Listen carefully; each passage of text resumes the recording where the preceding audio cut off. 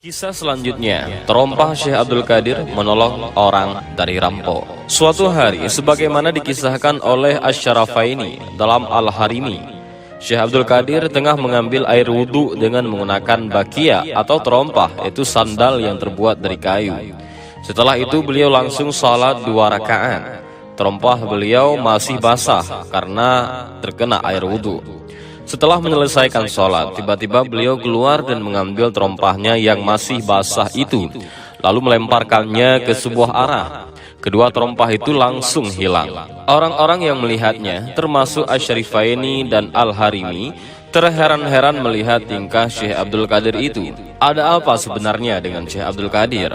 Kenapa beliau melemparkan kedua terompahnya itu ke arah yang tidak jelas? Pertanyaan ini masih menghantui orang-orang yang telah melihatnya. Perbuatan yang ganjil itu baru terungkap 20 hari berikutnya. Saat itu ada rombongan dagang yang datang ke rumah Syekh Abdul Qadir. Setelah tiba di depan rumah beliau, pimpinan rombongan bilang bahwa mereka hendak sowan kepada Syekh Abdul Qadir dan menyampaikan terima kasihnya karena sudah ditolong.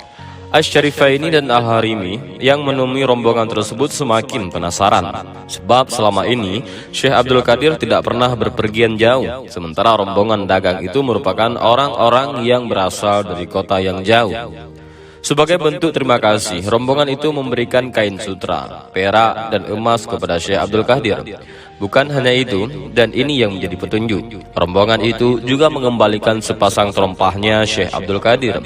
Saat kedua terompah itu diberikan, Al-Syarifaini dan Al-Harimi pun bertanya, dari mana mereka memperoleh terompah Syekh Abdul Qadir itu? Ketika mendapatkan pertanyaan dari Asy-Syarifaini dan Al-Harimi, kedua rombongan tersebut langsung bercerita bahwa 20 hari yang lalu mereka tengah melakukan perjalanan untuk pergi berdagang. Namun di tengah perjalanan mereka tiba-tiba dirampok oleh sekawanan perampok. Para perampok yang kejam ini menjarah seluruh barang dagangan mereka. Setelah berhasil menyikat habis harta mereka, para perampok itu segera berkumpul di sebuah lembah untuk membagi hasil jarahannya itu. Dalam kondisi yang dipenuhi oleh kesialan itu, salah seorang anggota dagang ada yang menyatakan, andai teringat Syekh Abdul Qadir dalam kondisi yang terteror seperti ini, niscaya kami akan bernazar untuk memberikan sebahagian harta jika kami selamat. Saat itulah baru saja mereka menyebut nama Syekh Abdul Qadir, mereka langsung mendengar teriakan keras dari para perampok yang sedang membagi hasil rampasannya di sebuah lembah. Mereka pun segera menuju ke arah suara teriakan. Perampok itu nampak ketakutan dan kesakitan. Para rombongan dagang menduga bahwa kawanan rampok itu sedang diserang oleh perampok lain. Namun di lembah itu tak ada orang lain kecuali kawanan rampok yang telah menjarah harta rombongan dagang tersebut. Para perampok itu mati semua, kecuali satu yang menjadi pimpinannya. Maka dengan diliputi ketakutan, pimpinan perampok yang masih hidup itu memanggil rombongan dagang yang tak jauh dari lembah. Kemarilah, ambil ini seluruh harta kalian lagi. Teman-temanku sudah mati semua oleh 2 terompah basah ini. Sungguh ini merupakan peristiwa aneh. Begitulah kata pimpinan perampok itu.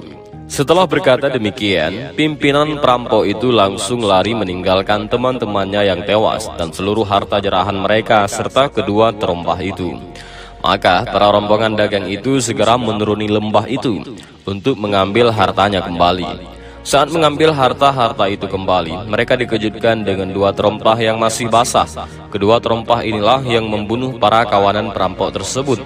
Setelah diamati, di antara rombongan dagang itu ada yang tahu bahwa kedua terompah basah itu adalah miliknya Syekh Abdul Qadir.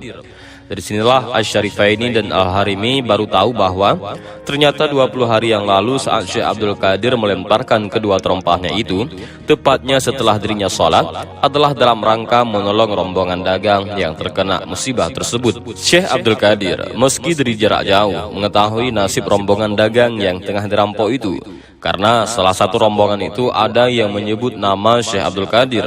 Kedua terompah basah yang dilemparkan Syekh Abdul Qadir itu menghantam para kawanan perampok tersebut. Maka setelah bertemu dengan Syekh Abdul Qadir, ketua rombongan itu segera menyerahkan terompah itu kepada pemiliknya. Selain itu, mereka juga memberikan sebahagian harta mereka sebagaimana yang mereka telah nazarkan. Namun Syekh Abdul Qadir hanya mengambil terompahnya saja. Sementara harta pemberian rombongan dagang itu seperti emas, perak, dan sutra diberikan oleh Syekh Abdul Qadir kepada Asyrifaini dan Al-Harimi.